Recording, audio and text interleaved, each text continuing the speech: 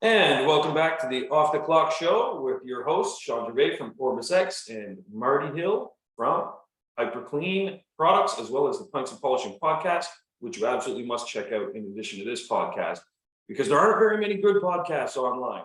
What's right? But these two podcasts definitely will, fill you with a lot of fire and fuel that you need to run your business and take it to the next level. And so, you got something delicious going on there. Don't mind me. Yeah.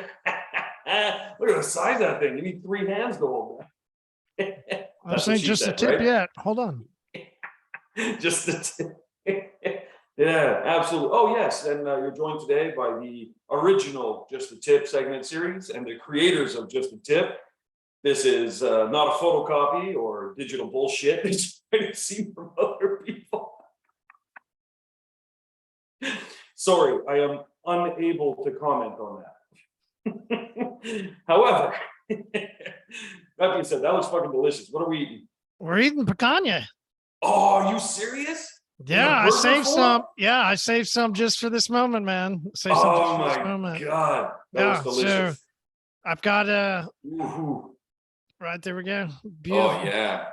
Oh, jeez. Man down. So I cut a little bit off. We literally this weekend we bought 8 pounds. Oh my God. Yeah. 8 pounds. I saw the screenshot you sent. I was jealous instantly. Yeah. Oh, it was delicious. It was great meat. But it's funny because like Sunday morning, we woke up to a text that, we were up for a little bit, but we were just, laying around doing shit. Yeah. Like something like 10:30 in the morning. Stepson's like, hey, I want some picanha. Like, dude, it's a religion. I'm telling you, it's a religion. He ate it 3 more times, I think, that day. Like, I'm telling you, we had 8 pounds, and I had to save this sandwich. Like, it's all gone. Like, there's nothing, right? Nothing better than some, next couple of days, grabbing some. Listen, you can't ask for a better sandwich. Picanha, it's got some of that Munster cheese, and then a croissant. Yeah. Oh my God, jeez. Yeah, you're killing me here. You're killing me. And it's crazy. Just for the podcast too. So my wife's cooking up a storm. I could smell it upstairs, and I was like, "Oh my God!" And then I look at the time. I'm like, "I'm always the one that's late for the podcast. It's like I can't be late today. Show up on time, but empty belly. So it's all good. Fill it with some tequila, then I'll go eat some delicious food." But let's do it. What's she cooking? So she's making macaroni pie. From scratch, obviously, and then with she's got curry chicken as well, with some curry chickpeas and stuff like that. And it's stuff we used to eat when we used to live in the Caribbean. It was kind of just a grab and go, lunchtime kind of thing. So yeah. So it's sort of the Caribbean curry. Mm-hmm. Exactly. Yeah. But we've talked about this before, but I think it was on our episodes and stuff, right? I'm a huge curry fan. Yeah. But not the same curry. It's the Indian curry that I like. It's Southeast Asia, Thai, coconut curry. I love that. That's yeah. That's how I usually do my rice. I'll do it like that. Yeah, it's. I know what you mean, but the way my wife cooks is a little different. But myself, because I love coconut too, and so when I do my rice, coconut milk. But my wife hates coconut. She likes drinking out of a coconut. But she doesn't like coconut itself. So usually if I get like an actual coconut, then I'll drink the juice, and she'll occasionally I can get her to try a piece of the inside. It's rare. Yeah. I don't know why, man. I'll put coconut on anything, man. But mostly anything. So good weekend now? Yeah, great weekend, man. Fall is officially here. Yeah. Leaves have started changing. It's 70, 75 degrees. This morning I'm having to wear a hoodie now into work. Doors are still off. Doors are still off of the Jeep. I got another month maybe or so. Right now I'm hoodie. Then I'll get like hoodie and a jacket. Yeah. And then, I used to sometimes go hoodie, jacket, blanket. But, that was years ago. I'm done with the blanket. Like I'll put a jacket on for a while. So I'll make it to I'll make it till November, maybe mid-November, and then I'll got to put the doors back on. Nice, yeah. But it's a good time, where it's not cold but not hot. It's just, and the air is fresh. That's it. I find too. Yeah. It makes for that perfect cruise, right? Like I've talked about it. We have a community pub. Like I've talked about on that, like taking that long road home. This is the time for that long road home. You don't have to take the hype. You just want to cruise, get my music going. What I've always wondered, what are you? I mean, when you're going to go cruise, you're throwing music on. What do you listen to? My wife. No, I'm just kidding. That was a joke. No, it depends on how long the trip is, to be honest. Because like sometimes if I'm going on a long trip, for example, I like to listen to a full CD. Yes, I do still listen to CDs. Yeah, but yeah. So I found an old CD this weekend and threw it in the Jeep. Yeah, she was like, "What is a CD? I didn't even know you had a CD player." Like, yeah, I mean. We've never listened to a CD, but I found an old George Strait CD. I was like, "Oh hell yeah!" There you go, boom. Got to. Yeah, absolutely. So yeah, so one thing with me though is the reason I mentioned the distance is because usually I listen to audiobooks if I'm going short distance, and I just cram in a couple chapters, something like that. Especially if I'm alone, it feels like I'm just kind of like I'm there and I can really listen into it and dial in. But if I'm with other people in the car or something like that, or a longer trip. Usually I'll throw on some music and that depends, man. I go all over the spectrum, man. Sometimes like I'll literally throw on like Frank Sinatra for 3 hours, no joke. And then other times I'll throw on anything from country to hip hop to you name it. I'm all over the map because I just like music. But one thing I'm really into, probably shouldn't do this while I'm driving, but whatever, I put it on TV in the car. I play this thing called Colors. I don't know if you've ever heard of it. It's on YouTube. It's like a YouTube channel. What they do is they get artists, like up and coming artists, and they put them in this room, and the room will always have it's one color for the room. So it'll be like all red or all blue or whatever. And then they have just the artist and a mic hanging from the ceiling. And then they're performing, with one of their like up and coming songs or something like that. But you can discover a lot of cool artists that way. And they have a range. They have, all different spectrums of music there. They have one guy in and he's literally like singing this and that. And then he goes to a keyboard and he's playing the keyboard and then he pulls out a saxophone and he's playing the sax. It's pretty cool, man. His song was like 9 minutes long. It was nice though. But yeah, so I usually I'll put on Colors and then that way I just get new music and exposed to new stuff. Because there's a couple, songs or something I'll listen to frequently. If I'm in a kind of let's just go for a ride, put the range in sport mode and rip up some shit. Lately, I've been into some New York drill music, which is it's just this really like high paced like hip hop. Anyway, I throw that on and just something with the beats and the bass. Yeah, because I tell you, with that Meridian sound system, man, blow out your eardrums. But yeah, it just gets me in the mood for going for a drive. And that happened recently this weekend because we went to a wedding. And the wedding was about an hour and a half from our house. My cousin got married to a guy from New Zealand.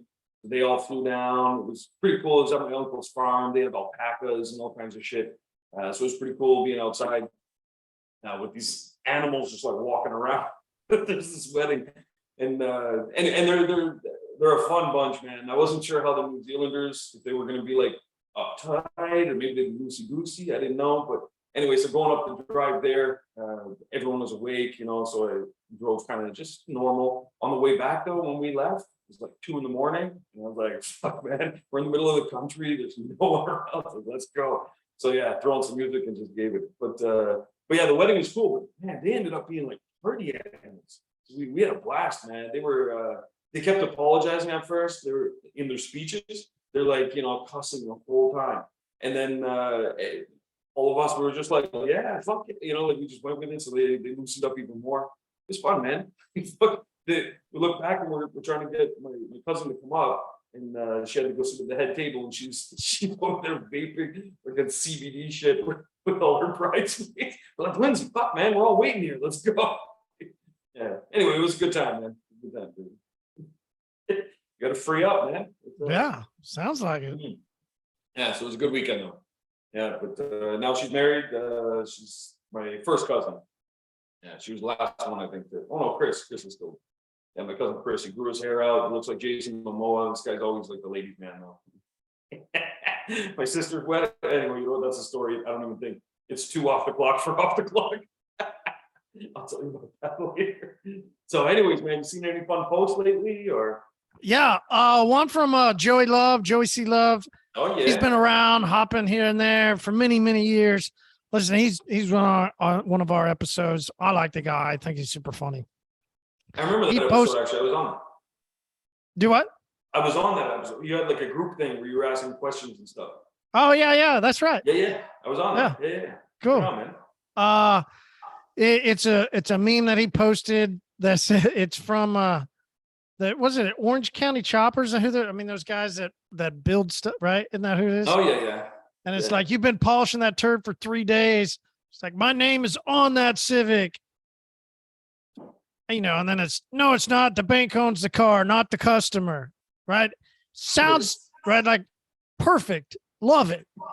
It's hilarious. Never would have posted that 2 years ago. Never would have posted that 4 years ago. Never would have done it.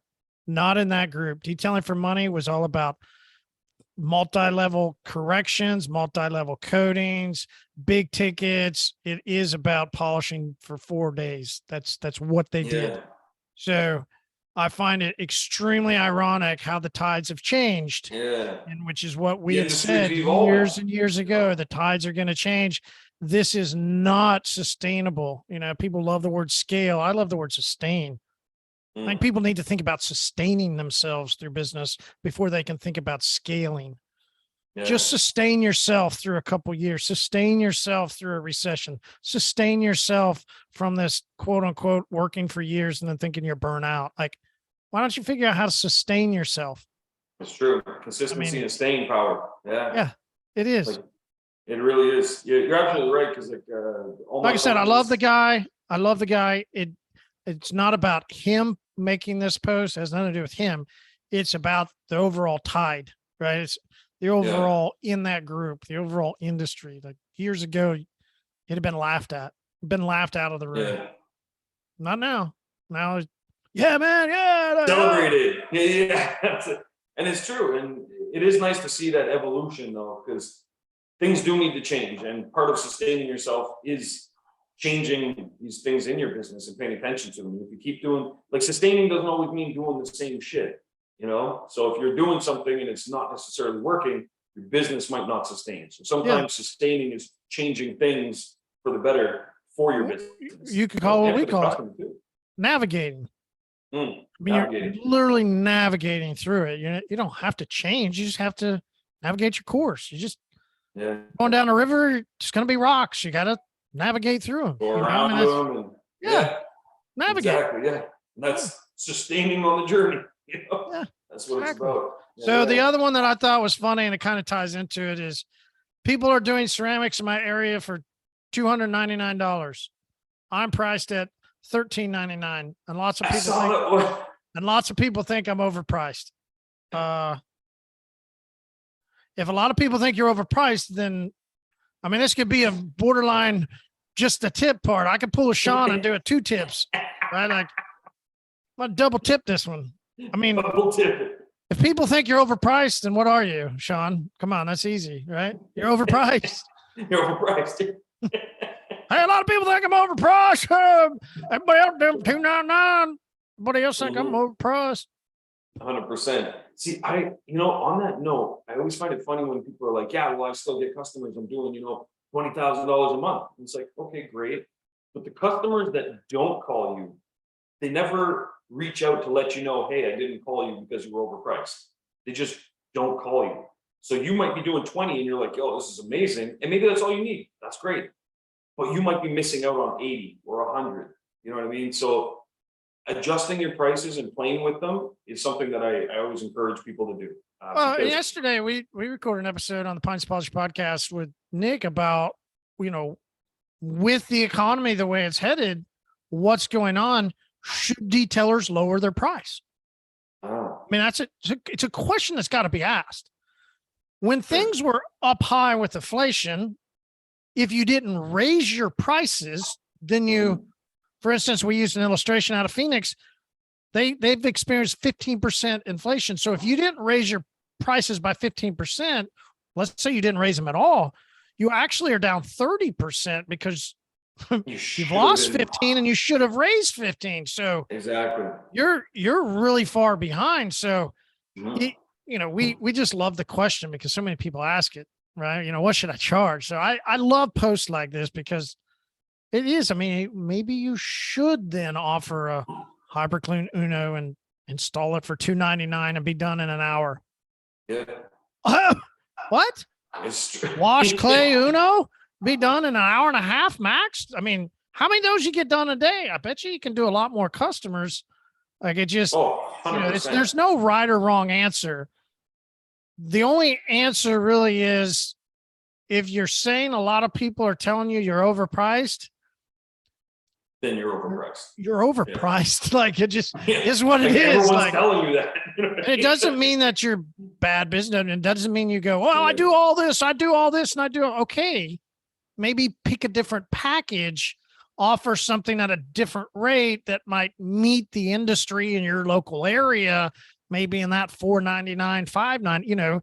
There's all different ways to navigate, right? You don't have to change your business. You don't have to change everything. Just navigate through the time. Navigate through. 100%. And the good thing too is if you want to keep charging $1,300 for that ceramic coating, that's a great idea. Fine, nothing wrong with that.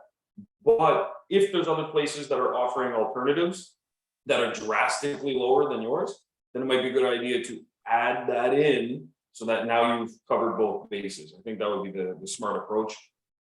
Because if not, what you might find is that the customer may not understand the differences the way you think they do. When it's like, oh yeah, well, I'm doing X, Y, and Z, and the customer only cares about A and B. They don't really even know that X, Y, and Z exist, so they don't really care. They just want the end result. So it's a good way to stay in that market kind of thing. And that's what we try not to, play with our prices too much if we can avoid it. But our differences aren't that vast. We actually have a lot of customers, they'll tell us things like, actually you were half the price of where I used to go. And if I have a few people tell me that, well, guess what? Every price across the fucking board is going up, period. You know what I mean? Because I'm listening to what the customers are telling me. And if we're too busy, we increase prices slightly. So we can kind of manage our schedule that way, bring in more money for less work. And then we kind of find that sweet spot. So that's what I always try and do is find that sweet spot. It's hard to know where that is though. And it varies, people, I might ask you, Marty, hey, what's the, what should I sell this for? My ceramic coatings, and we're like, well, I don't know. It depends on your area. Like what's going on there. What's the demand like? How many people have, vehicles at their house? What are the ages of the vehicles? Do people have more trucks versus this, that? There's a lot of different variables. Listen, life in Tulsa, Oklahoma is a lot simpler. It doesn't cost near as much as someplace in Phoenix. Yeah. Right. So it's also, what do you need? Yeah. That's what I tell people. I'm like, listen, yeah, it's also the local market, but it's also kind of what you need. What do you need per hour? What do you need based off your expenses? What do you need to make? Yeah. Some people don't only need to make $50 an hour. And other people are going, what the hell? No way. I could never stay alive. Like maybe you need 100, maybe you need 200. Like, what do you need? Not everybody needs the same. Exactly. The best one I've seen is when people are like, I don't even get out of bed for less than 200. Okay. Yeah, those are funny, right? Yeah. What about you, man? Any funny posts? So no funny posts because I didn't actually spend a lot of time online this past weekend. But I'm repainting some stuff at the new house, and then I was just tied up. But also, we just finished our new showroom because you remember the sewer incident that we had. It was a shitty situation.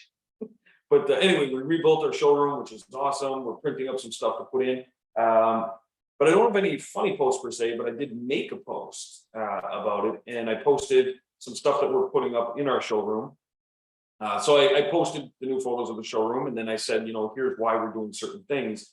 Because I see a lot of posts where people are like, show me your showroom setups or something. And it's just like a, pull it out and measure it contest. And it doesn't really offer any value for a business. So I always try and make my posts, have that value so that it actually helps people, right? And so I posted, what happened to the shop. I posted, we've revamped the showroom, and here's what we're doing. And of course, we're putting up posters for our packages, stuff like that. But we're also putting up some customer testimonials, of course. But then two big things is we're highlighting things about our company that we're doing in the community. One of which is community. Hey. Thanks. Oh, that was nice. Tequila today. But we donate to this charity every year called Shelter Movers, and they help basically women and children that are in abusive relationships or something like that. It helps them with their moving costs. So it covers like moving trucks or movers, packing materials, things like that. And so every year we donate to them, and then that way they basically auction off our services. And so they'll take, a ceramic coating package, for example, and they'll auction it off for like $6,000. And because all the money's going to, help people, and then we get a customer that comes in and take care of their car. But for us, it's about the exposure, but also doing a good thing. That's important to get the word out there. And while social media is great, that's good for new customers or someone coming to your page, but your physical space as well should be utilized too. Like even if you're mobile, the side of your van should not just have, auto detailing, call us, whatever. It should also have some of these other things that help shape your story. So anyway, that was my post was about that, and then I'm following up because another cool thing we did is we sponsored the Olympic team for the Canadian bobsled. So random, but anyway, so we got our logo on the front of the bobsled. That was something we did year one, I think, at a shop. I think it was year one, but anyway. The funny story how that happened for another day, but anyway, so I was just posting some good stuff, good content like that, and then I did see a funny post though that was shared to me. So it seems that we have someone that's taken interest, I think, in what we're doing with our Just the Tip segment. But they're putting something out there soon, I guess. I don't know, but it's going to be difficult when it's not really the tip when all you have is the tip put in. Yeah, it's not really. I mean, hey, shout out to micro dicks. That's fine. Am I in yet? Am I in? Just grazing the outside lips. But yeah, so anyway, I think it's fun. So maybe we'll go with what we said, the double tip. That'll be the new segment title, the double tip. Yeah, I think it's funny. So there's other people now out there saying they've got just the tip. Yeah, saying they've got just the tip. Yeah. No. Strange. It is strange, yeah, and I always find it funny too when there's companies, like without putting people's business out there, but I find it always funny when people give advice when they're from a completely different industry. Like it's like I sell vacuums, but let me tell you about ceramic coating and how to increase your number of clients for ceramic coating. But I came from selling vacuums. I do find also that very interesting. Yeah, it is funny, but that's where you have to, choose your mentors carefully. Be careful of false prophets, and it's fucking hard. I mean, and you never know either. Too, you might watch some guy on Instagram and don't realize he's working for somebody else. It's true, and then it's strange. Like if you do find some guy going, "Oh, let's do just the tip segment," then you start trying to dig through. Well, who are they linked with, and why is that company wanting him to do just the tip segment when we've been doing just that? That's strange. It is strange. Quite the coincidence. Multiple people want to put just the tip, huh? Yeah, multiple. Yeah, I know, but there's only one place to put it, so I don't know who's gonna win the race. Guess whoever's tip is better. Yeah, this is true. Or be fighting swords, but yeah, and the thing one thing I realized for sure is that a lot of people in the industry, as you've noticed, put on this cloak and they try to like be something else, but then their true colors come to light and people see that. So for me, it's just a waiting game, like I'm in this for the long haul. I know people do see the true colors, and then that's why so many people have come to OrbisX, for example, and they've told me about the other companies that they dealt with, and they were like, fuck man, at first everything seemed amazing, everyone was shouting the name from the rooftops, and I'm gonna find out like they're complete douchebags, and they're not who they say they are behind the scenes. And then they're just really happy that they found OrbisX, and that's why I give them a free year. And I'm like, fuck it, man, welcome aboard. Let's go. Listen, Shawn, man, I know how you feel, brother. I know exactly how you feel. Everybody that goes to Mobile Tech will see how many other companies are recording podcasts on Mobile Tech. They're having podcasts just to have podcasts. There was really only one person that started doing that. So everybody else just gets to do it afterwards. Yeah. And it's interesting. Now there's lounges when I created pubs. Like it's interesting the way brands And like they, to clone or copy because they're yeah, not they always just actual put a little leaders. spin on the words, Yeah. but it's the same concept. And but the problem is that because there's no actual passion or originality there, the content ends up being shit. Like that's what I found, like I found that. And listen, I know we have a very specific podcast for a very specific group of people, but in the world, all the podcasts out there, there's some good ones, but most of it seems like it's just a trendy thing. It's like someone sat in a boardroom and was like, fuck, I think we have to have a podcast. And then they just sit down and they're like, what the fuck are we talking about? Yeah, I like slippers too. Like, what?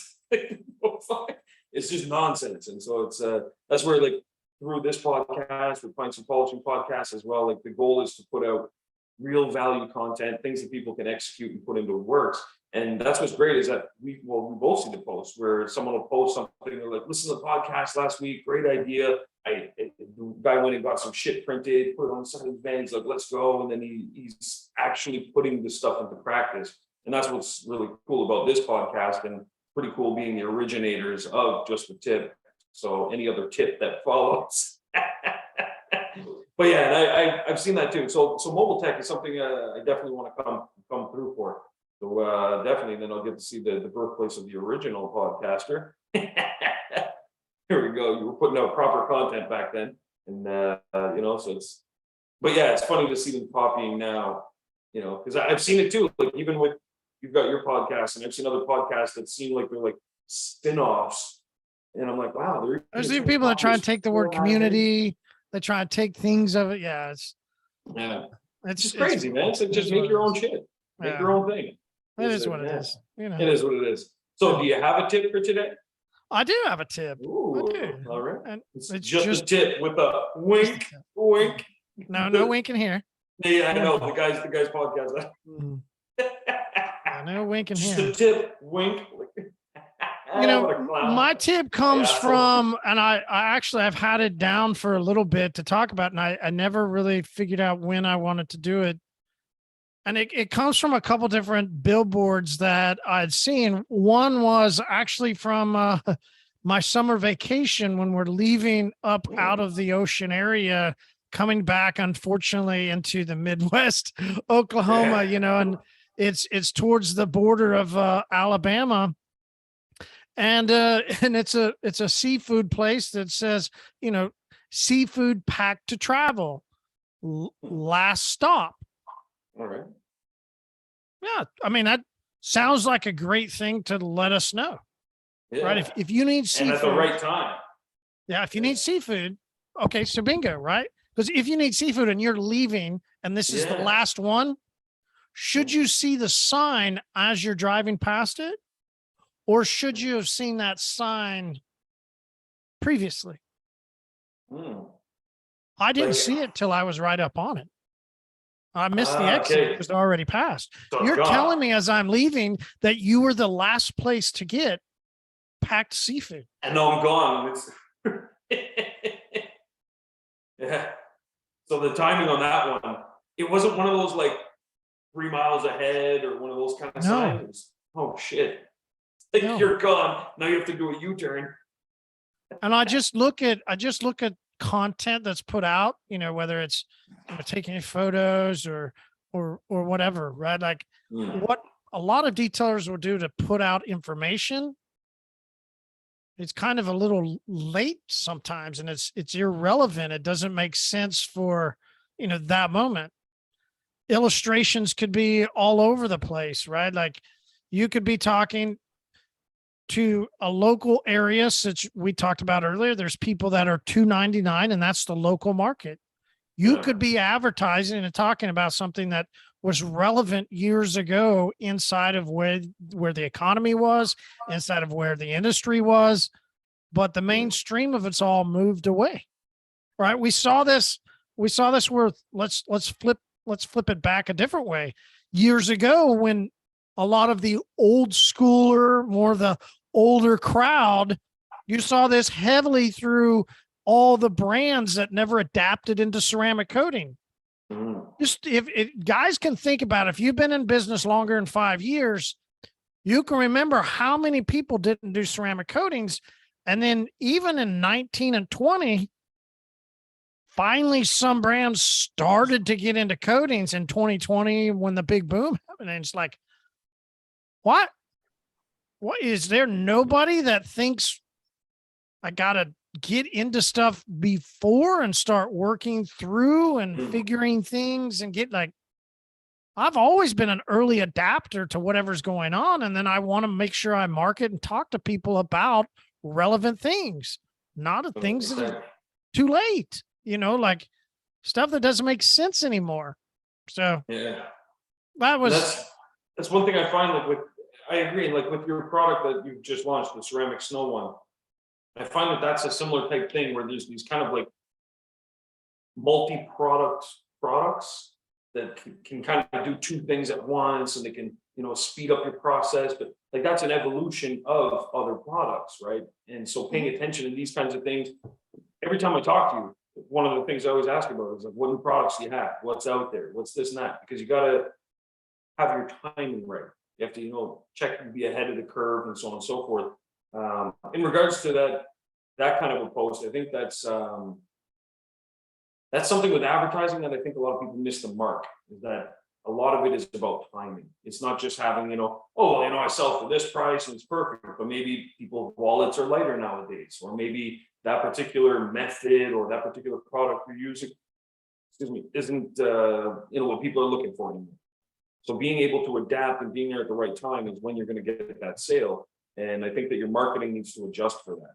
And so that's where, the guy with the $1,300, I charge $1,300 for my ceramic coatings, but that would be really difficult to market for, let's say, like a maintenance client per se, that, they're already looking at, okay, I'm already going to be spending X per month, and now they're adding it all up. So it might be more beneficial to sell them something, hey, listen, every third visit you come here, I'm going to put on an Uno or something like that, right? So there might be other ways that you can target this. So I think that timing and things that you're offering, you really have to look at it as an entire ecosystem. It's not, nothing's independent. I'm trying to sell my $1,500 coatings, it's going okay, but it's not spectacular. You need to adjust it. You make a date night package when it comes with ceramic snow. You know what I mean? You're gonna be good for the whole weekend, and then your car's gonna, be easier to maintain moving forward too, with different things. And that's where it separates, back to the sustaining part, it separates those that are going to sustain from those that aren't. And I wouldn't say it's built into people. You can definitely learn to do this for sure, but it just comes with practice, and you can't learn to drive a parked car. So you just gotta, get in, and you gotta pay attention to what's going on in the market. Ask suppliers, like, hey, let's say someone's buying from Marty, you're buying hyperclean products, you go shoot them an email, go to the website, check and see if there's new stuff coming out. Like, if you just continue to order the same stuff, a lot of suppliers will just keep shipping the same shit you're ordering. And so if you go and you're like, hey, listen, got anything new that's come out? Maybe there's something that separates, you from your competitors. Who knows? So, yeah. and then I love what you say, like you might be getting 20. And for you, that's awesome. This guy had, from what I could tell as I was driving by, it looked like he had some cars in the parking lot, right? Like, how many more would he have had though, if I would have known to turn off before, right? Exactly. Probably had twice as much. How many more customers will you have? Just imagine next year. We've already been hearing problems. I don't know what it's like up there in Canada, but we make conversation with distributors on a regular basis, throughout the United States. And whether that's distributors as, distribution companies that are moving hundreds of bottles of our coatings every month, or it's, a guy that's was similar to me, that a detailer that decided he also wanted to start learning how to sell products. It was me in 2010. So both of those people that are the main distributors for us, they're telling us of 3 or 4 people that they know have gone out of business in their area. Yeah, we got a shop around the corner. Yeah, we got these people over here. They didn't make it. So we're hearing of some rumbles of that the problems that happened during a recession, when a low down economy. If things were one way at one point in time, doesn't mean that it stays that way, right? It's true. You can change, you can adapt, and you should. You should move your sign further back, sir. You'll get more business. Absolutely. you should change to today's time and offer different packages. I mean, you should. 100%, yeah. And that's where I'm glad you brought up the R word too, because my tip for the day revolves around recession, which is good because it's a question I think a lot of people are struggling with is, should I stay open? Should I close my doors? How do I sell in a recession? And it's very much similar to any other period, depending on how you approach it. And so my tip for today, just tip, wink. The tip is going to be basically, if you upsell to your existing customers, you're going to have a lot more success during a recession than you will targeting new customers more times than not, because it takes a lot more energy to convince someone new that they should do something versus someone that's already done it before. So this is the time I would say to start pushing the maintenance packages more, and it might come with something like a price reduction, or maybe I would prefer adding more value. So getting something like ceramic snow, for example, from Marty, now you can add that more value, and you could include that for free for them and say, listen, we know everyone's going through a rough time because of recessions, but now it's more important than ever to protect your investment, and your car is probably your second, most expensive asset in most cases. And so now it's more important than ever, just like how you're not going to let your home fall apart, you're not going to let your car fall apart either. And, depending on what you do for work, you might need to look presentable when you go out there in the world. So we're still going to take care of your maintenance for your vehicle, but we're going to make it even easier to do for both of us. So it's going to be, there's going to be maybe some cost savings, or there's that added benefit that, you're going to be able to do some of that yourself in between visits or so on and so forth. And that's where you can sell things like the ceramic snow or other things as well. Like me, I just put your glass coating on my car. Absolutely love it. Phenomenal. For me, it's making my life a lot easier because that big ass windshield, man, it just loves bugs. And so now it's a lot easier. But anyway, there's things that, see, look at that. I had a problem. I was able to solve it myself because I'm in this industry. But if I wasn't, someone else could have solved that problem for me. They could have looked at that. Like for me, for example, the city we live in, on the outskirts, the suburbs, a lot of country homes. A lot of these guys have their trucks. They love their trucks. And the big problem out there, especially this time of year, is bugs. Big fucking bugs. And they just plaster all over the front of your grill, your windshield as well. And so that's where shifting things, and you could even make a bug removal maintenance package. It doesn't have to be very complicated. It could be something simple like that. Keeps you busy, keeps you engaged with the customers. And that's where upselling to your existing customers is going to come into play during a recession. But also, if I was to go for new customers, my double tip, that's the new segment, double tip. I know, I'm going for it. My double tip would be, Marty mentioned. You pull out yet? Yeah, yeah. I'm not finished yet.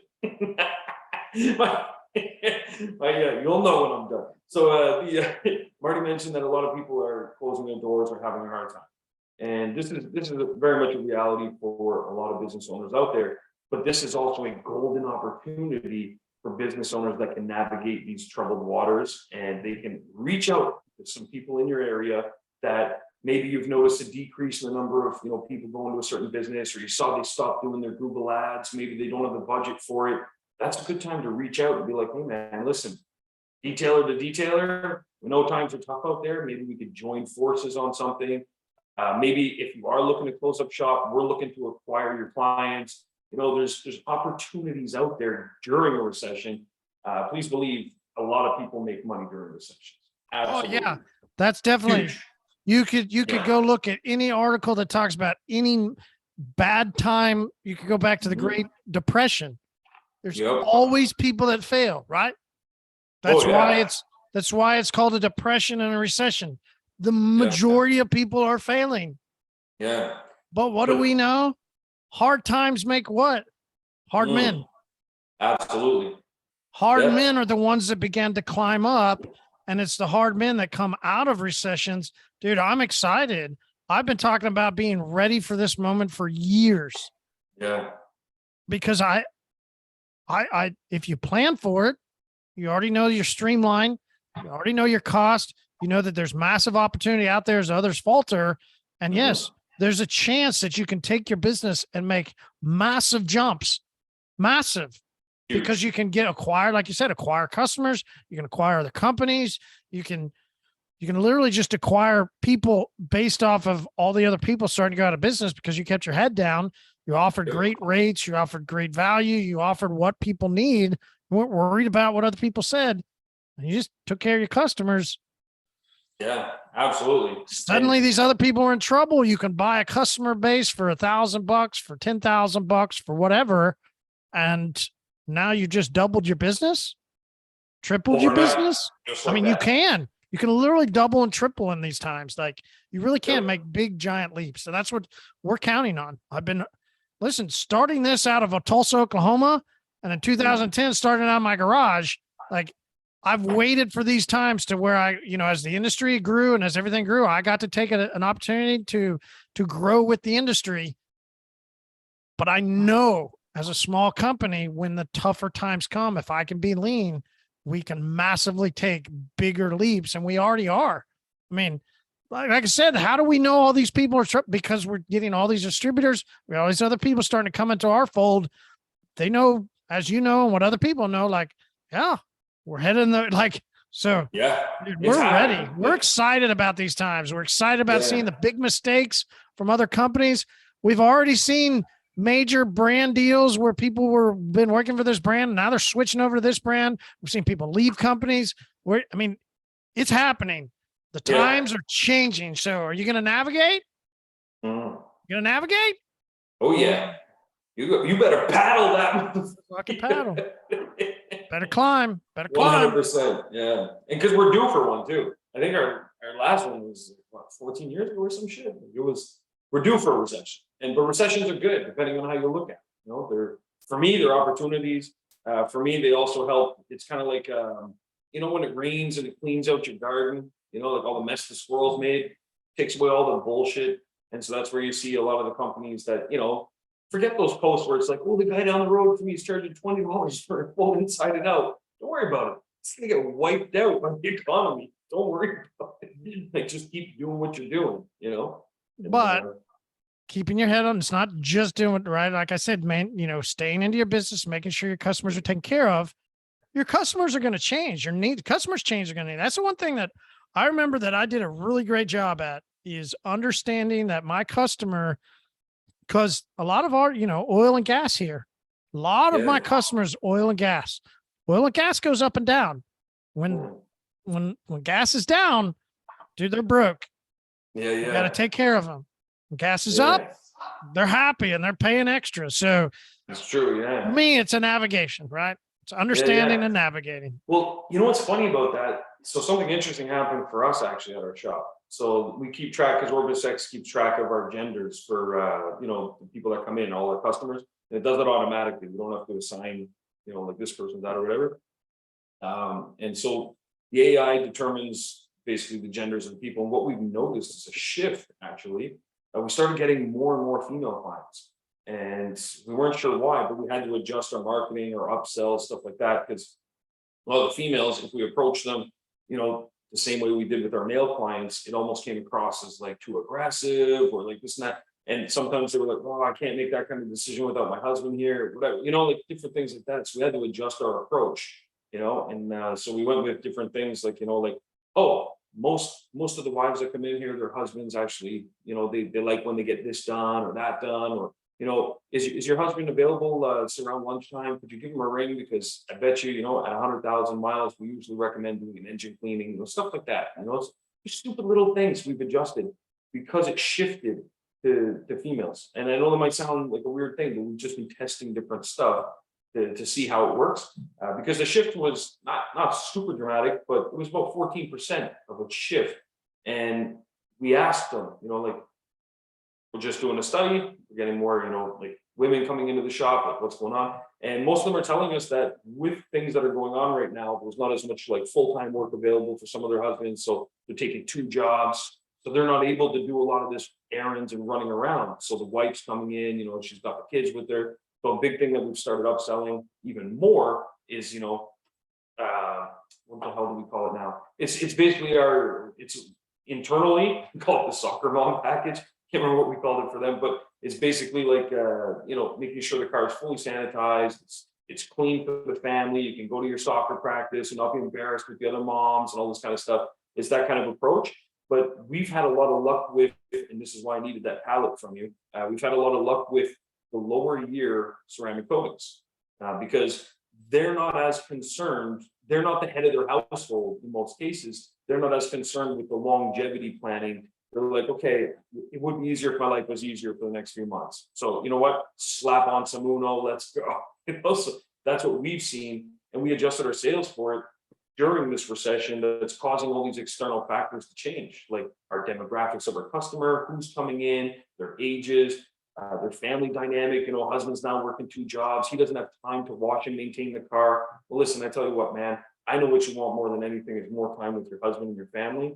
So I'll tell you what, we have this, you know, maintenance program that we can get you guys on. It's very affordable, even during tough times. It's going to protect your investment and get you more of that time back in your family. You know, it's really easy stuff to do, but these are things that you have to make adjustments for as you navigate these tough waters. Love it, That's man. my That's double, awesome. triple tip, quadruple tip. I don't know. There's a lot of tips. It's a tip nobody else can give. Let's. The tip nobody else can give. That's, you know, that's the new segment. The tip no one else can give. Jesus. That's yeah, I like it. It's, And the tip that just keeps on giving. You got it. Oh man, too much. Well, Marty, listen, man, thanks for your time, man. A lot of great tips today. I'll see you next week, same time, same place, for the double tip. Nobody else can do it like us. Hey, and I forgot to say earlier, look, our new hyperclean pint glasses are Yeah, now, yeah. I saw the HyperClean post. store. Amazing. Yeah. Oh, nice, man. And Yeah. they're available online. Yeah. It's awesome. Okay. Oh, I'm gonna have to order one of those. Overbuilt for the people. Gotta love There it. you go. Yeah. Yeah. Wait. So it's built for the people. So are you in the detailing industry? It's, sorry, so many things are built for the detailers by detailers that weren't detailers. Anyway, that aside. All right. Thanks, Marty. I appreciate your time. We'll see you next week, man. All right. See you, bro. Cheers. Bye. Yeah.